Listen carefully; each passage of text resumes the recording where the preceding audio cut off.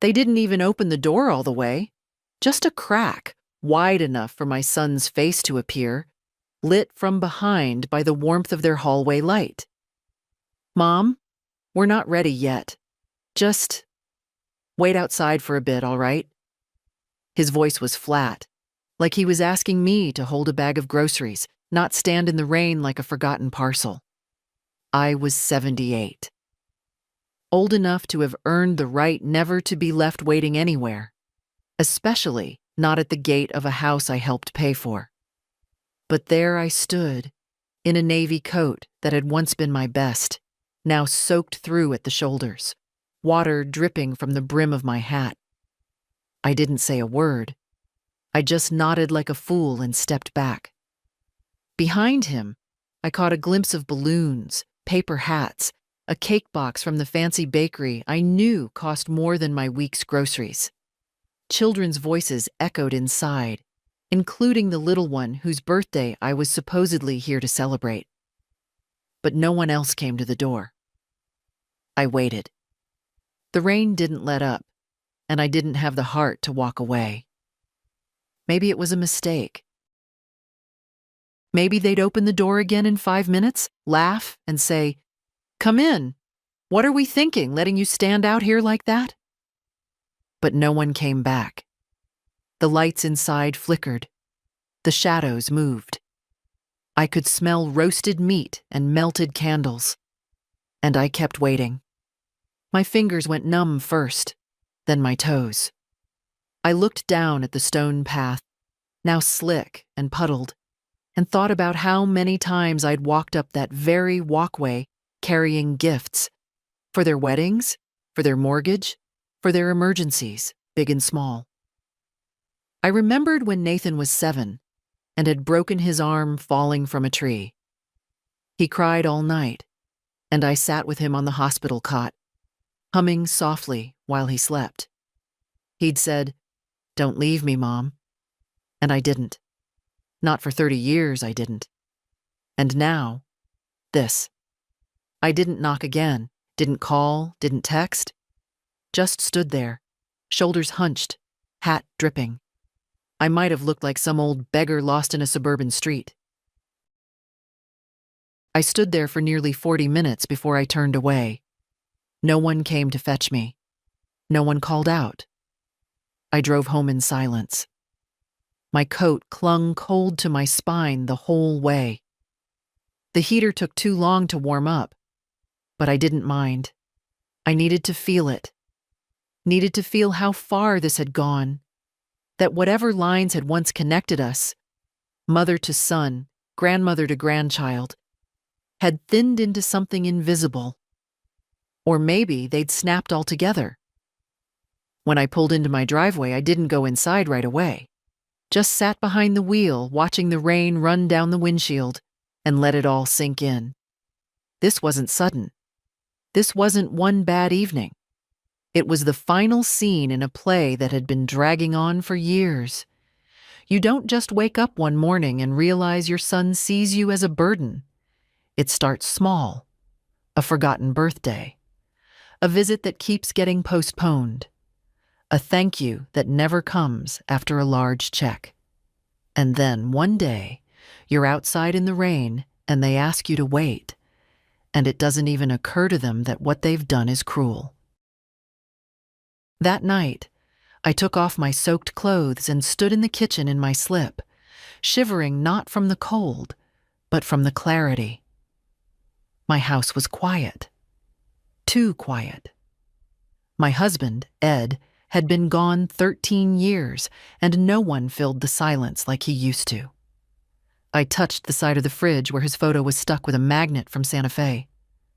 "You'd have told me to leave," I whispered. "You'd have told me this wasn't love." I didn't cry. Not yet. Instead, I made tea and opened my notebook. Then I started to write. Not a letter, not a journal, a list. And at the top of the page, I wrote one sentence, clear and underlined. "They left me in the rain. I will not forget." The kettle had gone cold by the time I remembered to pour the tea. I warmed it again, slower this time, as if the water would understand my mood and stay hot longer. The notebook lay open on the table. My handwriting was neat, but a little tighter than usual. That's how I knew I wasn't just upset. I was anchored, grounded, not angry, awake. By morning, the rain had stopped, but the sky was still the color of dishwater. My coat was draped over a chair, still damp at the cuffs. I stared at it for a long while, remembering how I'd bought it 15 years ago, thinking it made me look classy. That was the word Nathan used when I wore it to his engagement party. "You look classy, Ma." I'd held on to that for years, like it meant something. On the notebook page, under that first sentence, "They left me in the rain. I will not forget." I began listing things. Not everything, no. Just what I remembered offhand. $8,000. Roof repairs for their first house, $25,000. Down payment on the second house, the one with the porch light that never turned on last night, $12,000. Amber's emergency dental surgery, $3,600. New appliances when theirs broke down, $500 a month. For the past 5 years. Help with school fees and groceries. And that was just what I remembered without opening the file cabinet. I wasn't mad about the money. Not exactly. I'd given it freely. I had it, and they needed it, or said they did. What stung was the silence that followed each check. No gratitude, no warmth, no follow-up. As if, once the wire transfer hit, I'd served my purpose. At 9:17 a.m., my phone rang. Caller ID, Nathan. I let it buzz 3 times before answering. "Mom?" His voice was softer now, hesitant. Maybe he'd noticed my absence. Maybe he'd finally checked the messages from last night, none of which I'd sent. "Morning," I said evenly. "Hey, listen about yesterday." I waited. Let him squirm a little in the pause. "I'm really sorry you had to wait like that. Amber didn't realize you were already there. Things got busy." It was raining," I said, "for 40 minutes. I know, and I'm really sorry. We should have, look, we feel terrible. Maybe we can come by later, bring lunch?"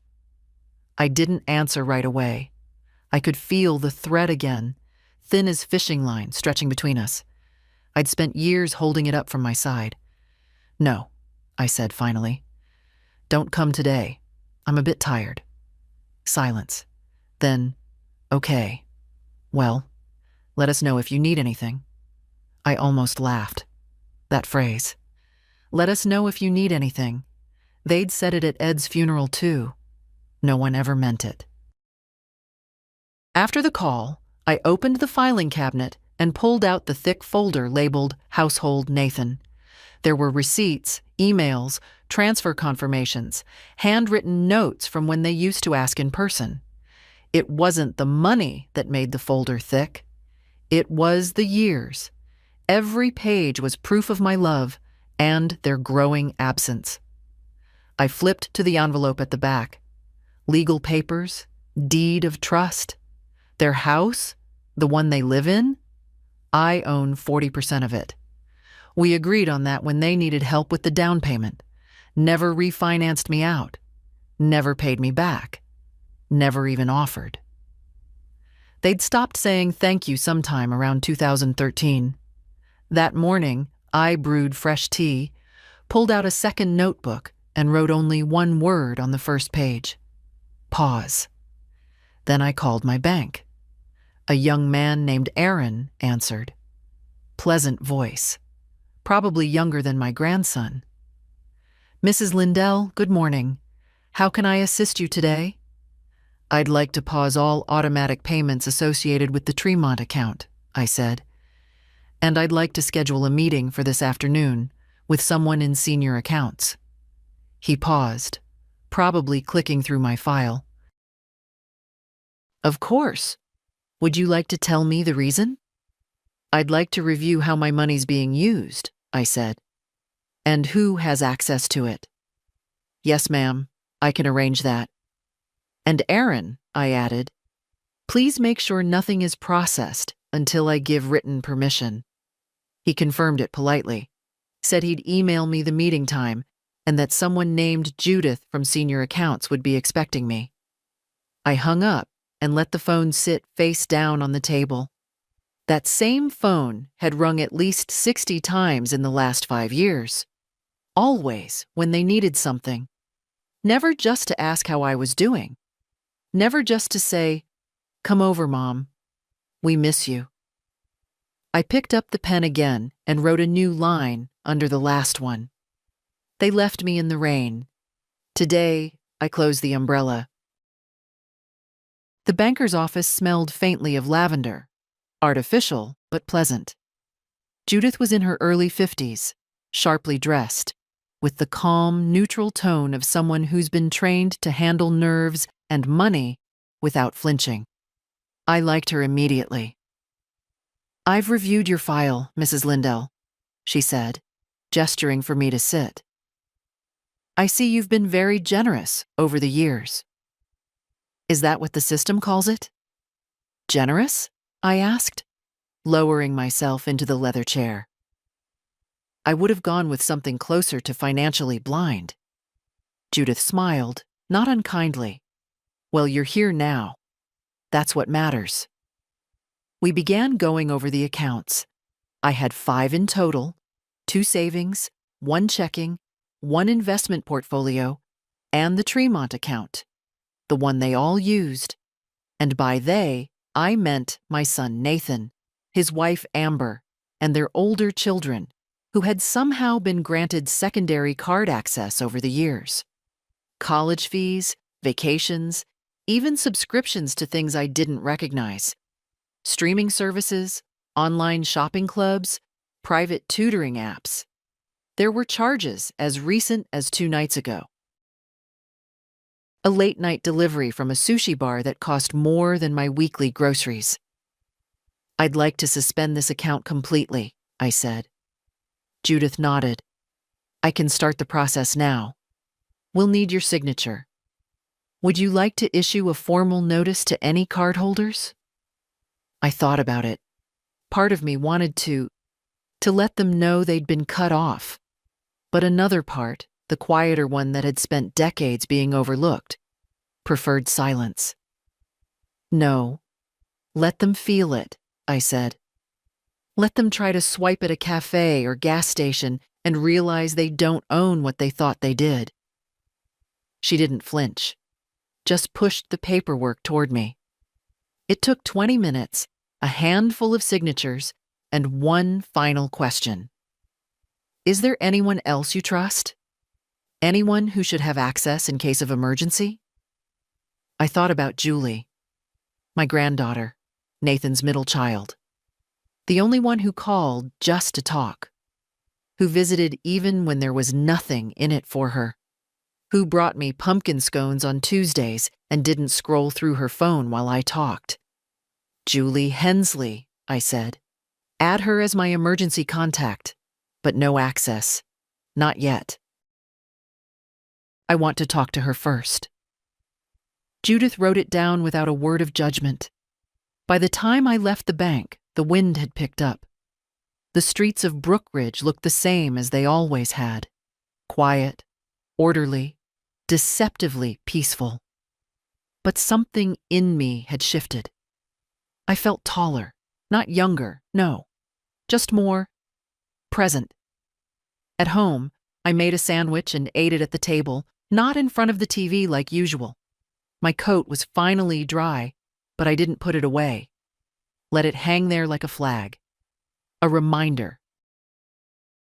Around 3:30, my phone rang again. Amber. I let it ring. No voicemail.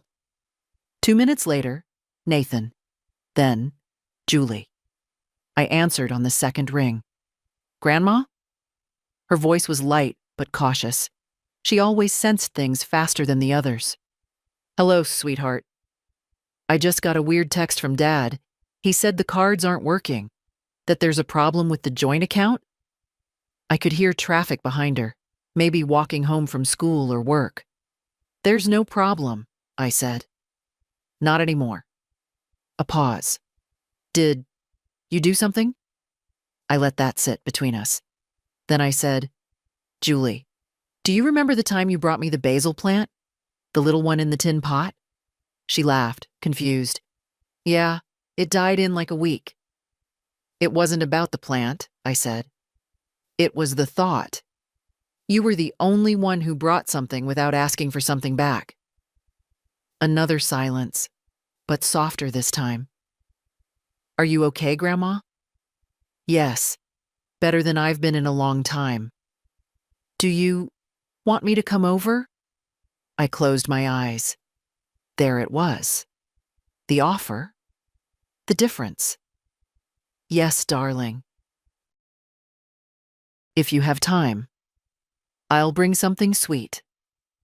When she arrived 40 minutes later, with a paper bag of pastries and wet hair from the wind, she didn't ask questions right away. Just hugged me like she meant it. Sat at my kitchen table and waited until I was ready to speak. I closed the account, I said finally. The one they all use. I froze it.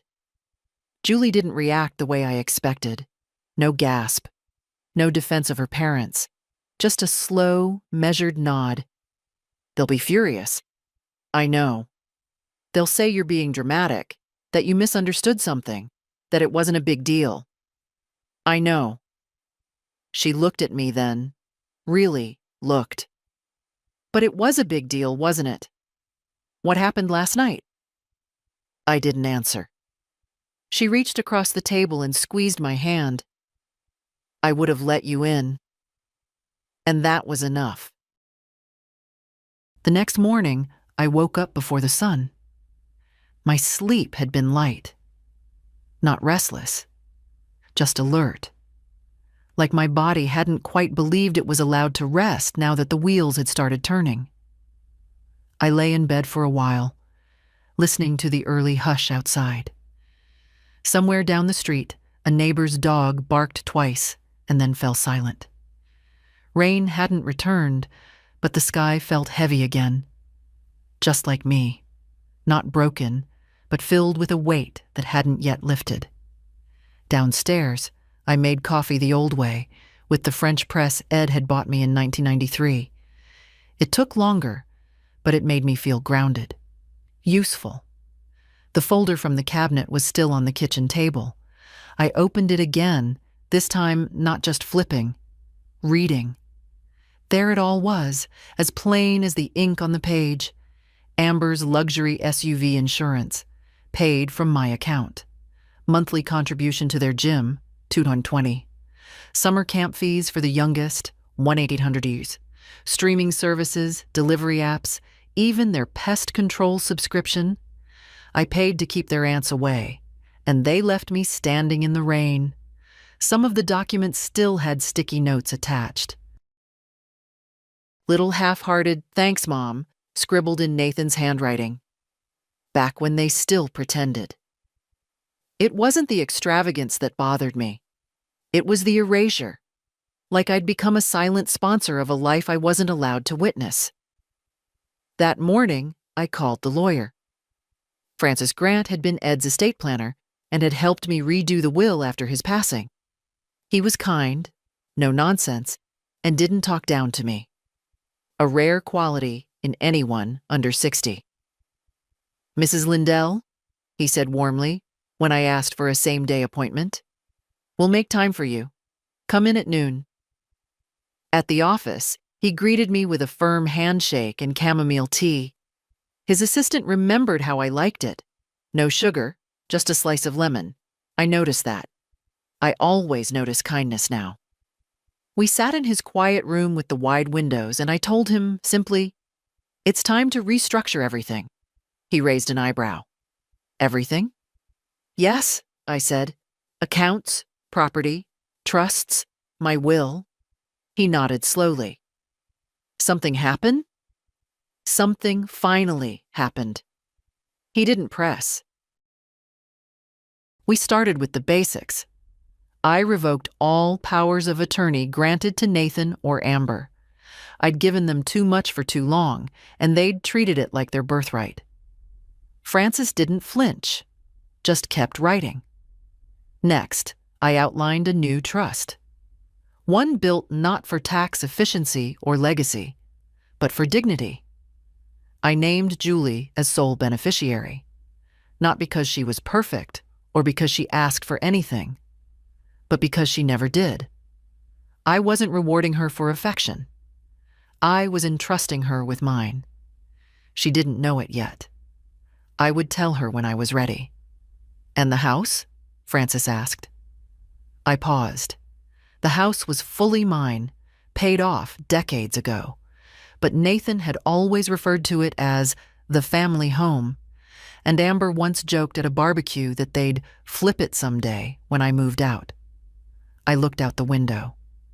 "I want it protected," I said. "It goes to no one unless I say so in writing. No automatic inheritance. No claim." Frances took notes in a clean, efficient hand.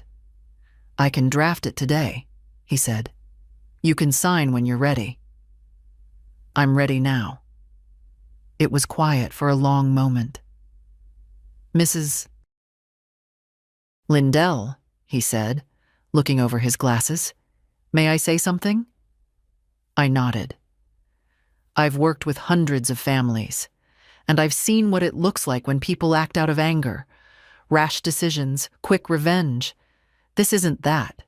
You're clear, measured." "I've had a long time to watch them forget who I am," I said. "Now I'm just reminding them." He smiled faintly. "You're not the first mother I've seen do this. But you're the calmest."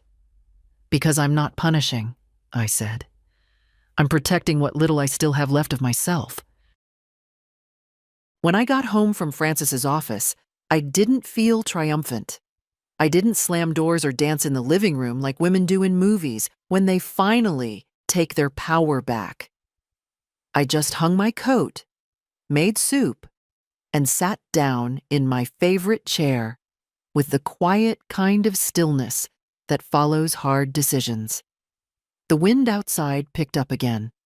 A loose shutter on the side of the house clattered against the wall. Ed had always meant to fix it. I used to remind him about little things like that. Now I reminded no one. The phone was oddly silent that afternoon. No missed calls, no buzzing apologies. Just the empty kind of quiet that told me they still didn't understand what had happened.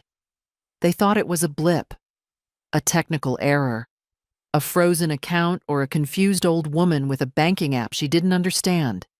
They didn't know that by lunchtime the trust was signed, the will updated, and every bridge they'd quietly burned behind my back had been made visible. I didn't feel cruel. I felt free. Around 6 p.m., Julie texted. "Julie, they're freaking out." Me. "About what, dear?" Julie. "Cards still don't work. Dad yelled at the bank guy." Amber's blaming the credit union. They're calling it a glitch. I sipped my tea. Me. "Some glitches are made on purpose." She sent back a pause, just 3 dots, then a single message. Julie. "Good." That night, I took out the folder again. Not the financial one, but the one with photos. Real photos. The kind that came from drugstores, not clouds. Nathan as a boy, missing a front tooth. Me in a worn coat, holding him at the zoo. Ed beside me, hair wild from the wind, his arm around my waist like we were still newlyweds. I'd always thought the past was what gave me value, the proof of what I'd given. But that was the lie. The real power wasn't in the memory. It was in the choice to stop giving. The doorbell rang just after 8. I knew before I opened it who it was. Nathan stood on the porch, rain dripping from his collar. Behind him, Amber sat in the passenger seat of their car, arms crossed. Her silhouette in the window looked exactly like I expected. Not cold, just inconvenienced. "Mom," he said, shifting his weight. "Evening." He looked thinner, or maybe just smaller. "Something's wrong with the accounts," he began. "We can't get into the joint funds. The cards are dead. Did something happen?" "Nothing happened," I said, keeping my voice steady. "I did it." "You shut everything down?" "I did." He blinked, wet lashes sticking together. "Why?" I could have listed 1,000 reasons. Could have handed him a printed spreadsheet and a photo of me soaking wet on his porch from 2 nights ago. Could have reminded him of every unreturned call, every unanswered letter. Instead, I said, "Because I've been invisible long enough." "Mom, you're overreacting. Do you really think I'd stand outside my own family's home, in the rain, at my age, and not notice I'd been erased?" His jaw clenched. Amber didn't know. She knew. They always know. The ones who benefit from silence always know exactly how loud your absence will be. He exhaled, clearly caught between apology and indignation. "We need that money." I smiled, tired but calm. I needed respect. He said nothing. "I have nothing else to give," I added. But that was my mistake, thinking I had to keep giving in order to be loved. He rubbed his face with his hands, the way Ed used to when something hard hit him in the chest. "You're really cutting us off?" "I'm not cutting. I'm stopping the leak." He nodded slowly, not understanding, not yet, but feeling the finality in it. Then he turned and walked back to the car. Amber didn't get out, just watched me through the window like I was an inconvenient stranger. I closed the door, not slammed, just closed. The next morning, I opened the ledger. Not the modern kind, not a spreadsheet or app. A real one. Leather-bound, thick paper, started by Ed back in the 80s, when he still thought we'd run a small antiques business out of the garage. It had become our family record book over the years. I kept it up even after he passed. Quiet habit. No one knew it still existed. I turned to the last third of the book, the pages I'd titled years ago, in my own neat cursive. Support and transfers. Nathan, Amber, family. Line after line, item after item. No drama, just facts. 2011, helped with car loan, $7,000, 2012, paid for water damage repair, $5,500, 2013, contributed to Amber's business classes, $12,000, 2015, new boiler for their second home, $4,300, 2017 to 2023. Monthly contributions, varied, $58,000, 2020, private tutoring for Dylan, the middle one, $9,600, 2021. Assisted with IVF attempt, Amber's sister, $6,000, 2022, down payment on family vacation home, split 3 ways. $38,000, some items even I had forgotten. Others made me laugh bitterly. A designer stroller, a second refrigerator for entertaining, a couple's retreat in Sedona. Love made me generous. Hope made me blind. It wasn't the total, though that number was ugly. It was the pattern. They asked, I gave. They failed to follow up, I said nothing. They forgot, I remembered. And over the years, that equation hardened into their expectation.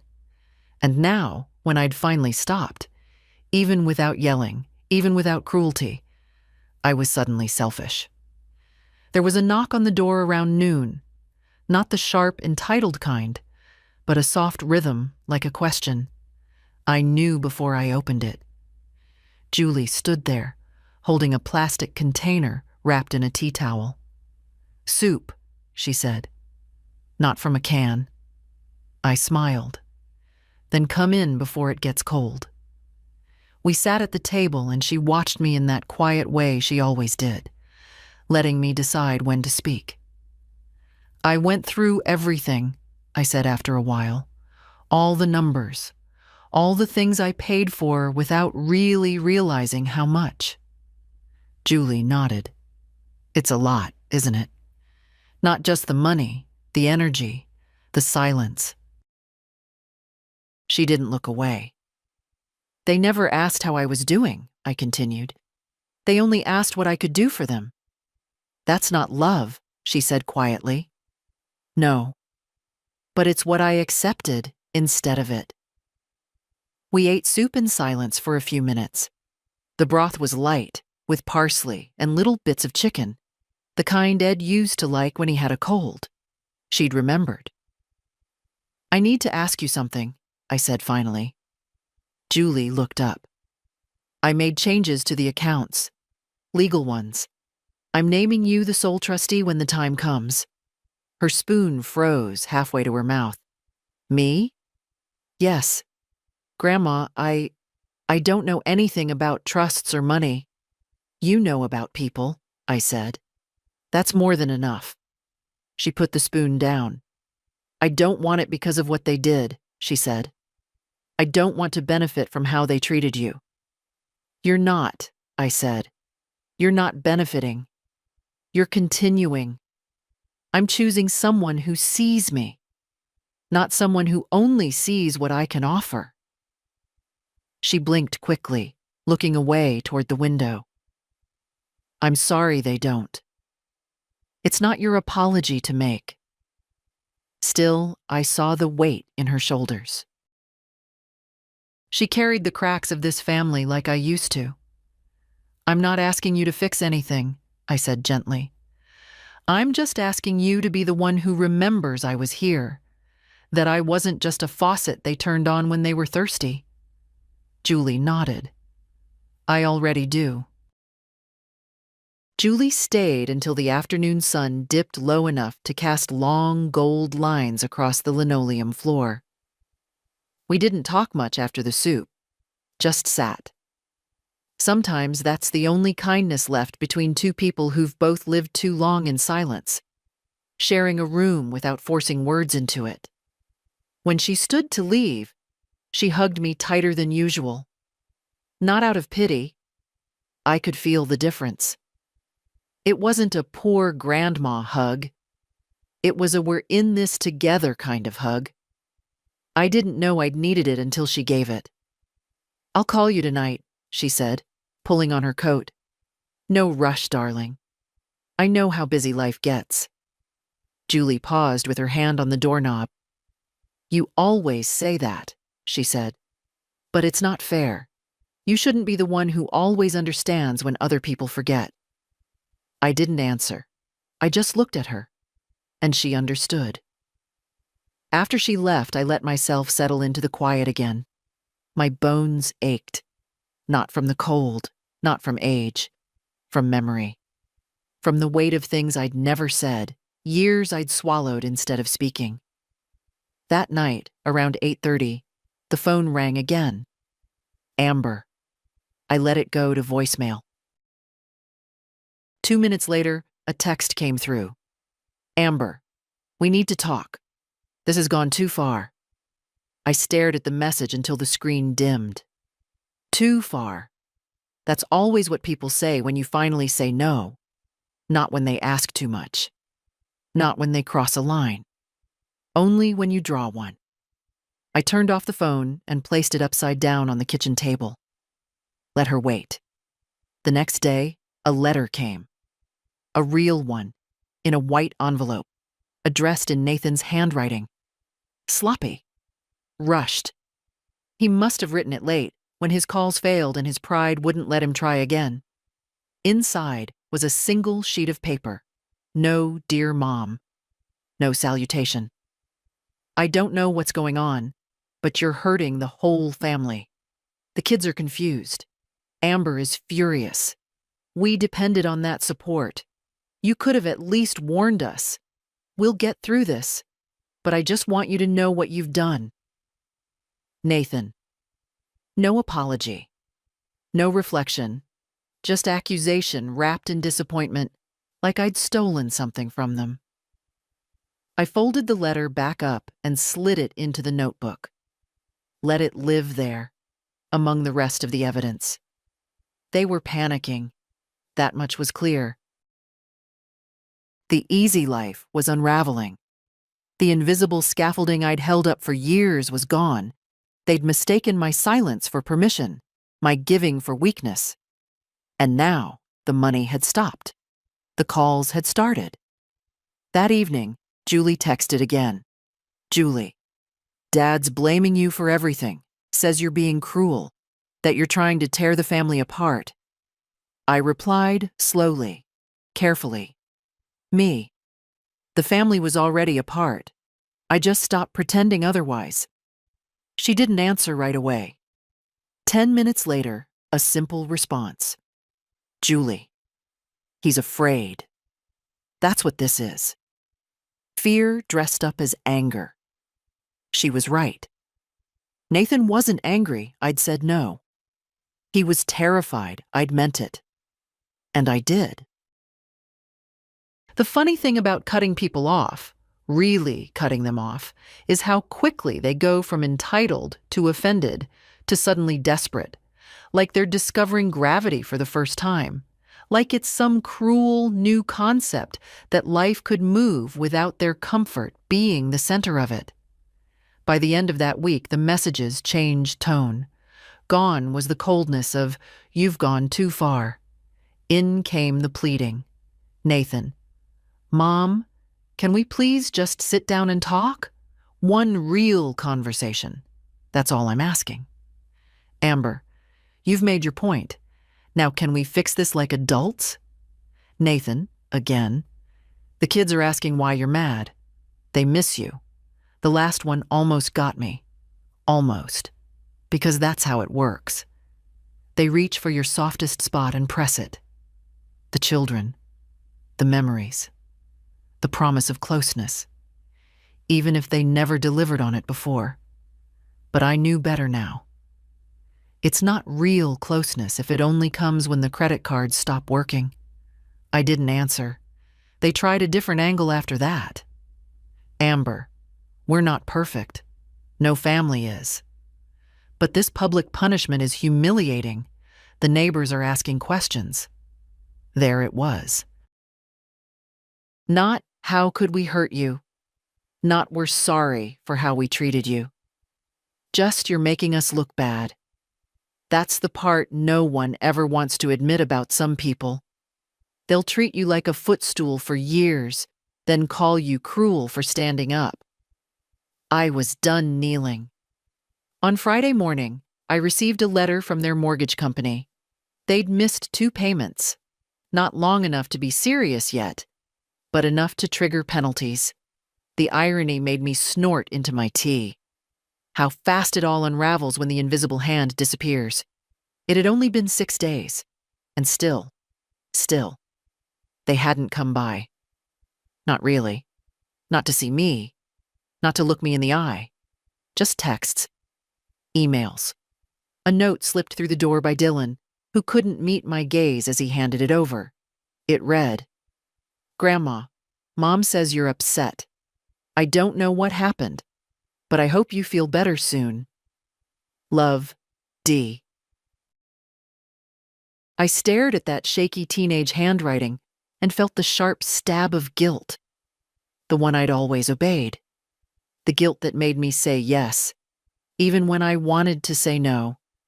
The guilt that wrote the checks.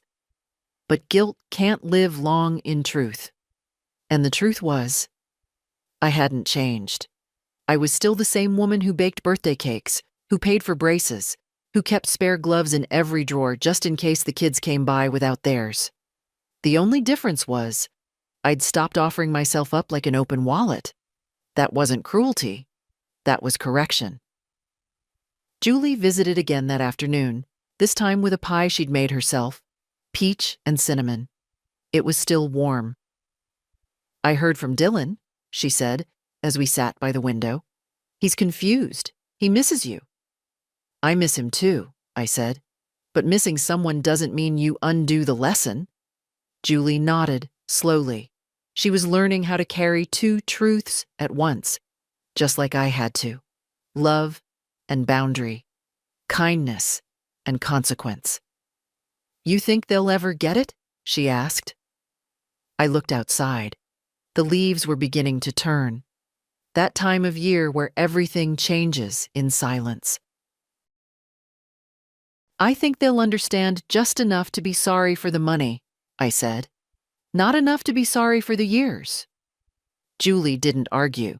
She just passed me the pie server and said, "Still warm. Don't let it cool down." So we ate. Two women in a quiet kitchen. One with years behind her, one just starting out. Both finally learning what love should feel like when it's not being purchased. I didn't answer their calls that weekend. Let them sit with the silence. I'd sat in it long enough. I didn't hear from them at all on Sunday. Not a call, not a message, not even one of those half-hearted emojis Nathan sometimes sent when he wanted to pretend everything was fine without saying anything at all. For once, the silence wasn't mine. And I noticed how heavy it was on their end. How loud. People always assume the one who goes quiet is the one losing. But that's only true if the silence is empty. Mine was full. I filled it with small, deliberate things. Cleaned out the drawers in the hallway. Donated 4 coats I hadn't worn since Ed was alive. Reread old letters.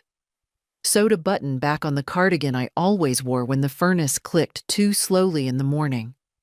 In the past, I would have spent that Sunday wondering if Nathan was okay, if the kids were upset, if Amber was still angry. I would have gone to bed with that anxious knot just under my ribs, the one that says, "Fix it, fix it, fix it." But not anymore. I didn't owe them comfort for a discomfort they'd caused. By Monday, the pressure started again. This time from Nathan's older brother, my other son, Joel. He hadn't been part of any of it, not really. He lived 3 towns over with his husband in their quiet garden. He called now and then, remembered birthdays, sent postcards from trips I hadn't paid for. We weren't close, but we were fine. So when he called that morning, I knew what it was before I picked up. "Hey, Mom." "Hello, Joel." A pause. Then, I got a call from Nathan. "Of course you did. He says you froze all the accounts, that you've cut them off." I prefer the term "corrected the imbalance." Joel sighed. "I'm not taking sides." "Good," I said, "because this isn't a fight." "What is it then?" "A reckoning." He was quiet again. Then, carefully, he sounded embarrassed. That made me smile, not unkindly. Then he's feeling the right thing. Joel exhaled slowly. He says the house might go into foreclosure if they miss another payment. I nodded to myself. It might. You okay with that? I looked around my kitchen. My quiet, warm kitchen, with its worn countertops and the scent of cinnamon still clinging to the air from Julie's pie. "I'm finally okay," I said. "That's new." Joel didn't argue. After a moment, he said, "You know, I always wondered why you gave him so much. I didn't want him to feel small. And now? Now I want him to feel truth." Joel didn't say much after that. Just, "I'll check in next week," and "I love you," before hanging up. I sat for a while after that call. Let the echo of it settle. Joel had always kept his distance, not out of anger, but out of self-preservation. He'd seen what Nathan had become and decided not to orbit that kind of gravity. Now, maybe, he was seeing it more clearly. That afternoon, a package arrived. No return label, just my name, carefully written as if by someone who doesn't usually write letters. Inside was a framed photo. The 6 of them, Nathan's family, posing in front of their house last spring. Everyone smiling. Amber holding the youngest. The oldest son throwing a peace sign. Julie off to one side, eyes not quite focused on the camera, There was a note tucked behind the frame. "We didn't mean to push you away. We just didn't think we had to pull you in. Maybe we were wrong." A knot signed with love, not even a real apology. But maybe a crack in the wall. I left the photo in the box, let them sit with the space they'd created. They didn't pull me in, but I'd pulled myself out. He didn't knock, just stood on the porch like a boy who wasn't sure if he was in trouble. Shoulders hunched forward, hands deep in the pockets of a jacket I recognized, the same one Ed used to wear to shovel snow. Funny. I'd given it to Nathan years ago, after his father passed. Maybe that's why he wore it now. I opened the door and stepped aside. "Come in," I said. My voice wasn't cold. It was just tired. Nathan entered slowly, like the air inside might scold him. He looked around the living room as if it had changed since he was last here. And maybe it had. Maybe I had. The photos were still there, the same ticking clock on the mantel, the scent of cinnamon and soap. But something was different, and he could feel it. "I didn't want to come empty-handed," he said, holding up a white paper bag. "Coconut macaroons. Your favorite, right?" "They were," I said, not unkindly. "Sit down." He did, on the edge of the chair like he might have to jump up and flee. I didn't make tea. I didn't bring out plates. I let the silence settle. Nathan cleared his throat. "I know things have gotten complicated." "That's a word," I said. He flinched, then nodded. "I didn't mean for any of this to happen. The accounts, the house. I never wanted to take advantage." "But you did." He winced. "I didn't see it that way," he admitted. "It was just, you always helped. It felt normal." "Normal to take and never ask how I was?" I asked. "Normal to leave me at the gate in the rain?" His face crumpled at that. "I didn't know you were there already," he said low. "I swear, Amber told me you were late." "So you let that be true? Because it was easier." He looked down at his hands, picked at a hangnail like he was 5 years old again, caught lying about broken glass. "I'm sorry, Mom." "Are you sorry I was hurt? Or sorry that the money stopped?" His eyes filled. Not with tears, not yet, but with something close to shame. Both. That was honest, but it wasn't enough. I let him sit in it. Let him feel what it meant to be uncomfortable. Not because I wanted to punish him, but because that was the first step to understanding what he'd asked me to live with for years. "Julie told me about the trust," he said after a while. I raised an eyebrow. "She didn't mean to. I guessed. She was talking around it, and I'm not stupid." "No," I said. "You're not. She's a good kid. She is. She loves you." I nodded. "She shows it." Another long pause.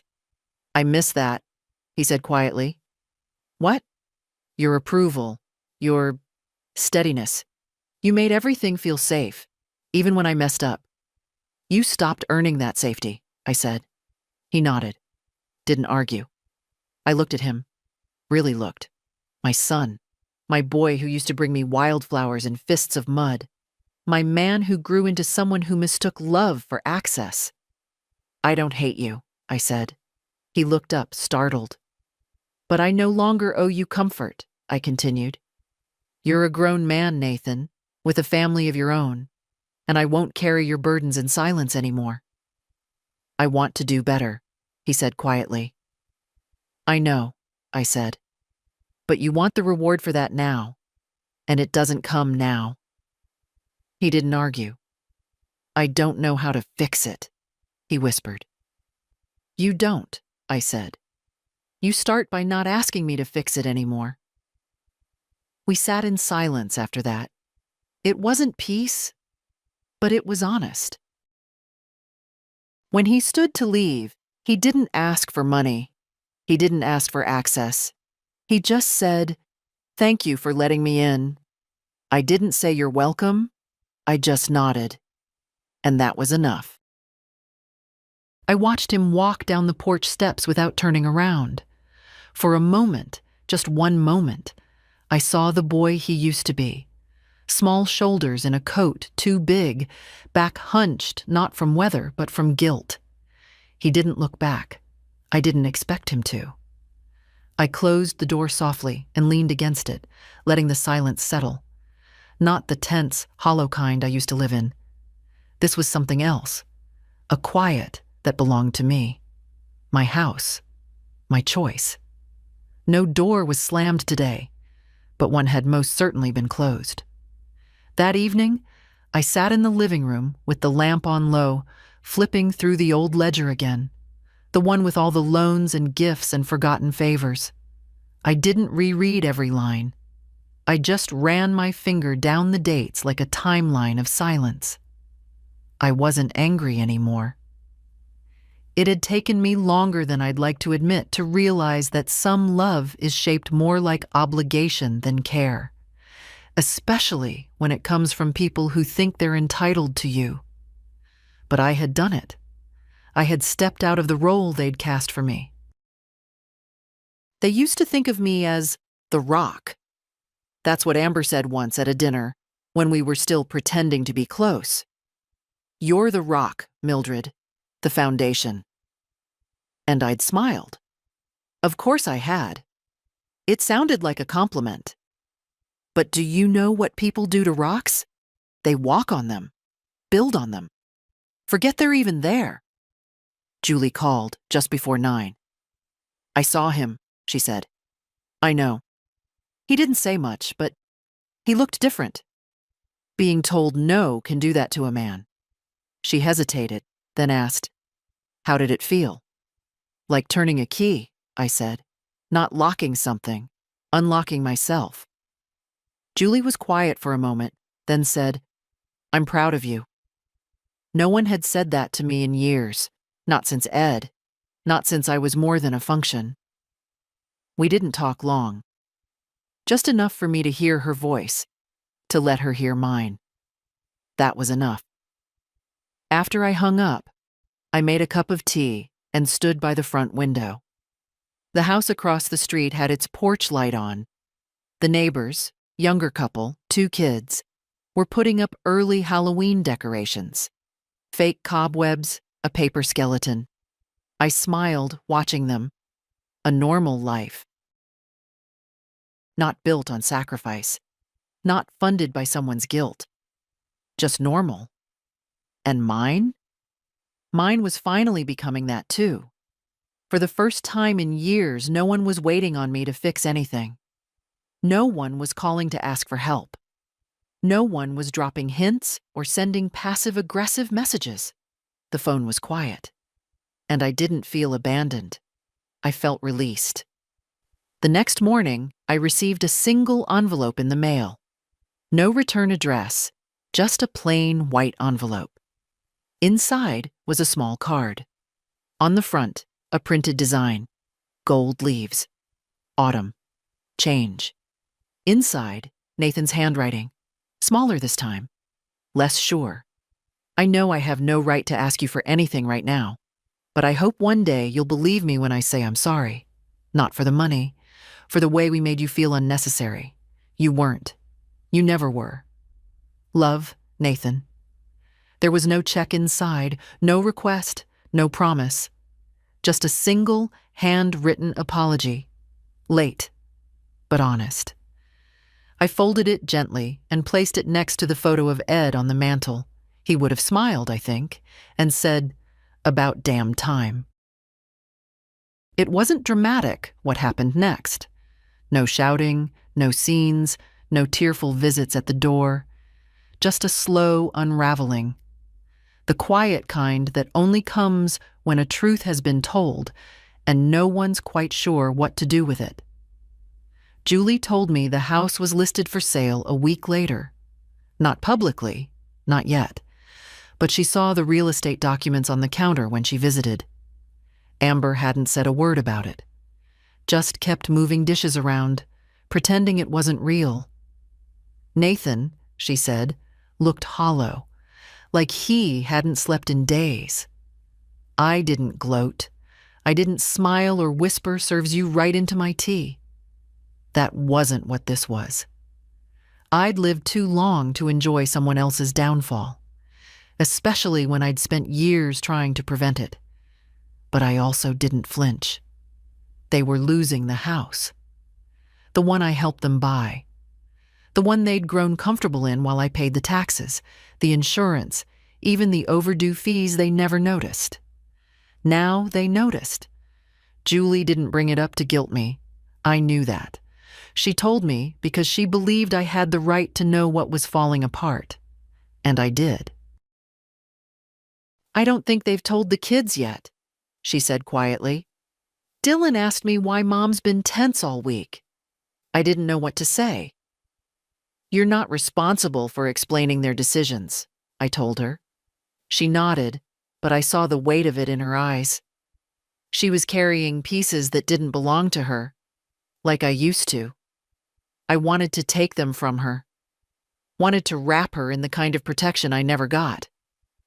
But instead, I gave her the thing I'd only just learned to give myself: permission to not fix it. "If they ask," I said, "tell them the truth. Tell them the support stopped. That's all." Julie frowned. "They'll think it's mean." "Let them," I said. "Let them learn what happens when you treat generosity as entitlement." It didn't feel cruel. It felt clear. That weekend, I passed them at the grocery store. Amber was in the self-checkout line with two of the kids. She saw me first, eyes widening for half a second before she turned quickly, pretending to study a bag of frozen peas like it contained the meaning of life. I didn't wave.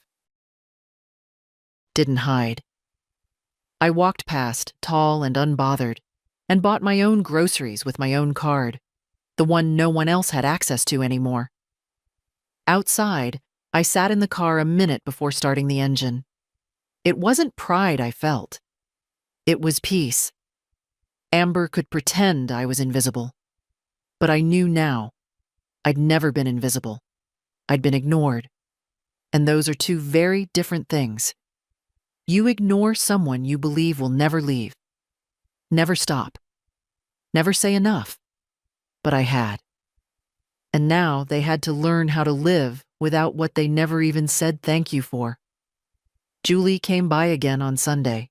She brought muffins and a new scarf she'd knitted for me. Soft gray, the kind of color I always said felt like early morning. We sat on the porch with our mugs, listening to the wind move through the trees. "They might have to move before winter," she said, "if the sale goes through." I nodded. "That'll be hard." "For the kids, yeah." "I know." Julie was quiet for a while, then asked, "Do you regret it?" "No," I said, without hesitation. "They think you do." "I know." She turned to me, eyes soft. "And if they come to you with nothing?" "No pretense.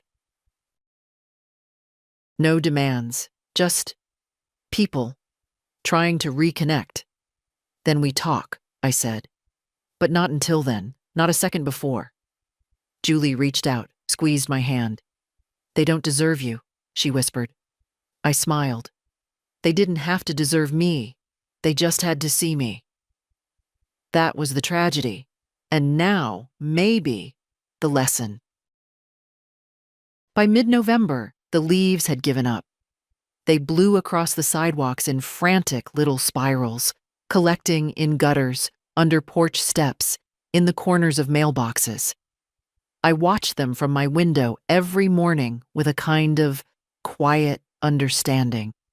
Not sadness, just recognition. Everything falls eventually, even what once held on so tightly. The for sale sign went up the week before Thanksgiving. Not a subtle one. Big, red-lettered, with the realtor's name and a smiling photo of a man who looked too polished to understand what losing a home really meant. Julie texted me a picture of it. Julie, it's real now. Me, it was always real. What wasn't real was the illusion, the one they'd build on the back of my silence. The false safety of thinking I would always be there to catch them, clean up after them, carry the load so they could pretend it wasn't heavy. Now, the weight was theirs. And mine? Mine was lighter than it had been in decades. I hadn't spoken to Nathan since he sat in my living room. I hadn't seen Amber since the grocery store. But the absence didn't ache like I thought it would. It just was. A new kind of normal.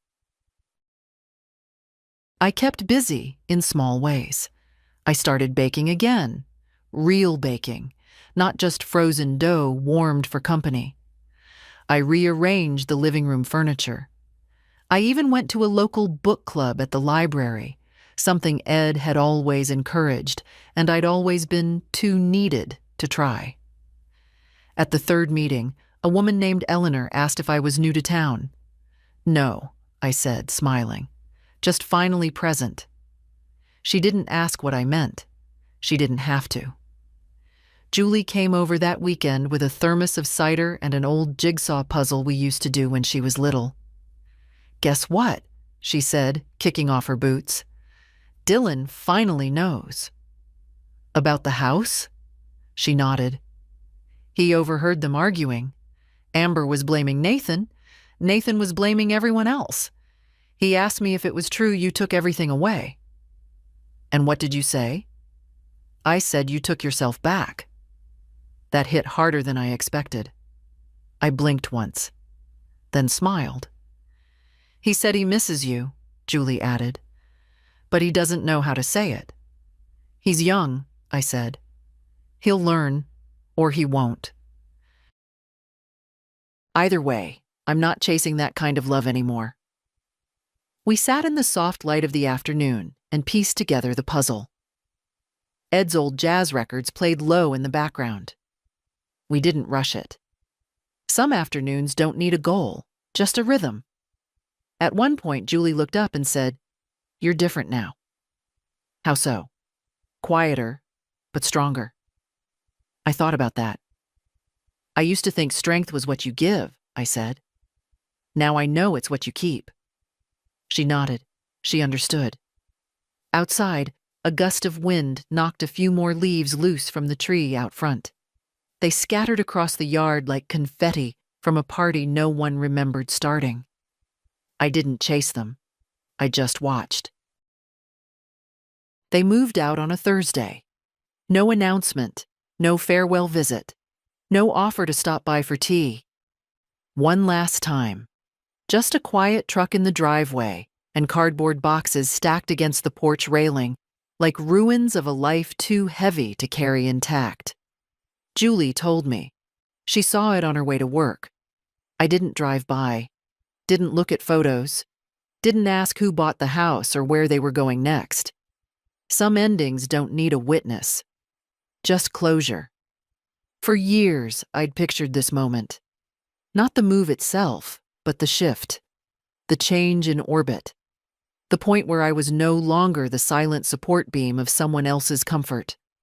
I used to imagine it might feel vindicating, even sweet. But standing in my kitchen that morning, pouring coffee into the same mug I'd used every day for a decade, I didn't feel any of that. I just felt calm. Like a chapter had ended, and the pen was still in my hand. Not theirs. Mine. That afternoon, I opened the notebook again.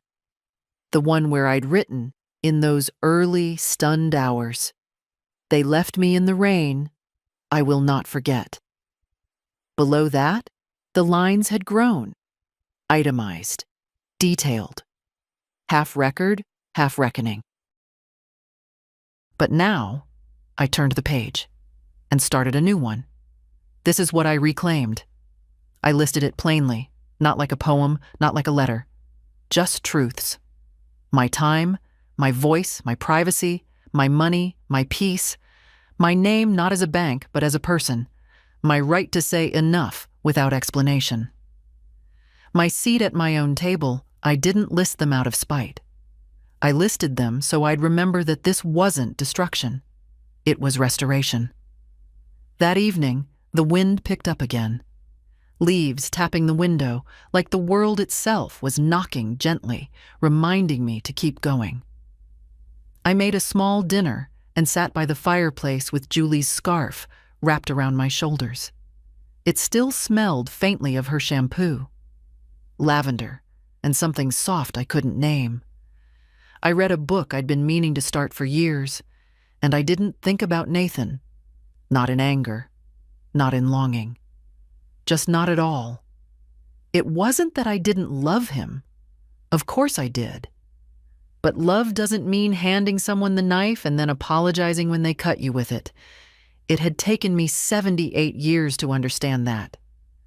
I didn't blame him for everything. I blamed myself for not drawing the line sooner, but I forgave that too.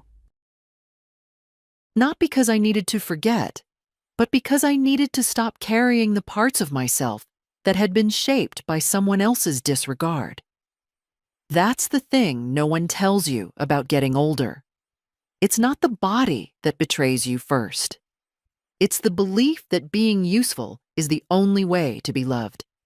I was done being useful. I was ready to simply be. The next morning, a letter arrived. From Julie. Not a text. Not an email. A letter. In her neat, slanted handwriting. Grandma, I've been thinking about everything you've done. Not just these past weeks, but for all of us, all these years. And I realized something. You didn't just stop giving. You started teaching. You're the first woman in our family to say, "This is where I stop." And I think you changed all of us by doing it. You've made me brave. You've made me aware. And if I ever become a mother, I hope I raise my kids with the clarity you found for yourself. Thank you for not going quiet. Thank you for not disappearing. I love you.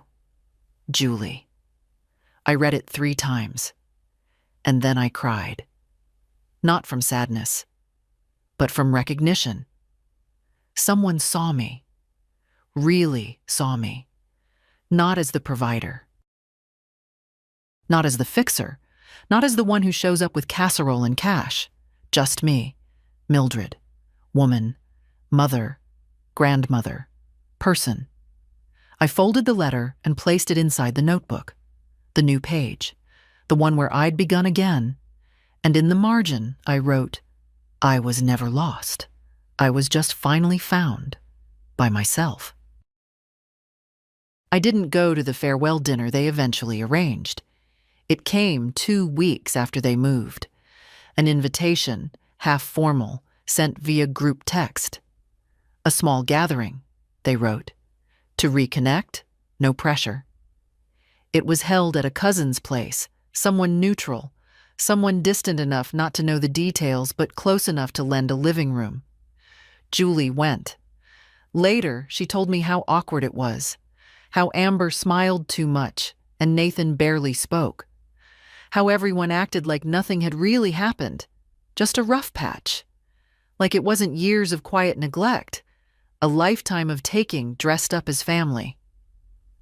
They don't get it, Julie said, sitting at my table the next day, wrapping her hands around a mug of cocoa like she needed to anchor herself. They think you're just going through something, like you'll soften. I have softened, I said, just not toward them. And that was the truth. Not all hard things make you hard in return. Some of them make you clear. I wasn't bitter. I was precise. Not vengeful, just awake. My days looked different now. I joined a walking group for older women. We didn't move fast, but we laughed. I planted herbs in the back garden again, learned the names of the birds that came to the feeder, bought new pillows for the couch, soft, deep green ones that matched nothing and pleased only me. I stopped picking up the phone every time it rang. I stopped reading messages twice, just to be sure I wasn't missing something I was supposed to feel guilty about. And I stopped explaining my silence, because I owed no one that anymore. Julie came by every Sunday, sometimes for lunch, sometimes just to sit and read. She never expected, never asked, just came. One morning, she brought me a small gift, a pendant on a chain shaped like a key. "What's this?" I asked, holding it up to the light. She smiled. "A reminder that the door you closed stayed closed." I wore it that day, and the day after. I wear it still. They tried, now and then. A text on holidays. A card signed by the kids, but clearly written by Amber. A voicemail that started, "I know things have been strained," and ended with a long pause that sounded like disappointment. But I didn't respond. Not because I was angry, because I was finally honest. The truth is, they taught me how to disappear. They just never expected I'd learn so well. I still love them in the way you love a story you've finished reading, grateful for what it taught you, but not willing to reread it just because someone else never noticed how it ended. And now I am not waiting in the rain. Now I am not begging to be let in. Now I am not funding my own erasure and calling it motherhood. Now I am here, at home, in myself, in peace. If you've read this far, maybe you see yourself in parts of it. Maybe you've given too much, said yes too often, stayed too long at the table when your name wasn't even spoken. Let me tell you, it's not too late to stand up. You don't need permission to protect your peace. You don't need a reason to reclaim your name. And if you've been waiting for a sign, this is it. Subscribe if you know what this silence is about. Leave a comment if you left too. Not because you stopped loving, but because you stopped disappearing.